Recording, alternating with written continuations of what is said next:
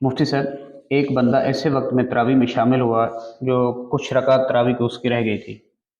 اب آیا وہ بندہ اپنی تراویح کی رکعت کیسے پوری کرے گا؟ وطر سے پہلے پڑھے گا یا بعد میں پڑھے گا؟ کہ تراویح کی نماز یہ عشاء کی نماز کے بعد ہے، جی یعنی عشاء کے فرضوں کے بعد یہ پڑھنی چاہیے۔ تو ایک آدمی اگر ایسے وقت میں آیا کہ جو امام صاحب ہیں وہ فرض بھی پڑھ چکے تھے جی اور کچھ تراویح بھی پڑھ چکے تھے، کچھ رکعتیں ہو چکی تھی تراویح کی، اور جو آنے والا بندہ ہے اگر تو اس نے پہلے سے نماز پڑھ لی ہے، جی فرض نماز پڑھ لی ہے، وہ پھر آتے ہی امام کے ساتھ تراویح میں شامل ہو جائے۔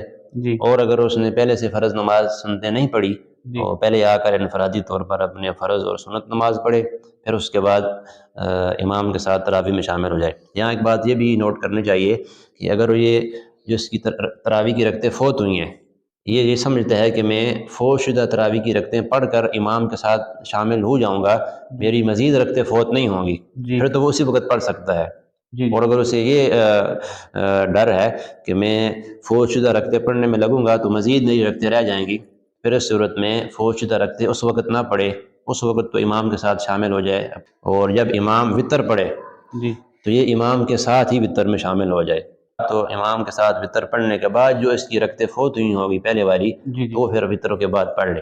اور تراویح کا جو وقت ہے یہ صبح صادق تک ہے، صبح صادق سے پہلے پہلے کسی وقت بھی وہ اپنی بقیہ تراویح کی رکعتیں پڑھ سکتا ہے۔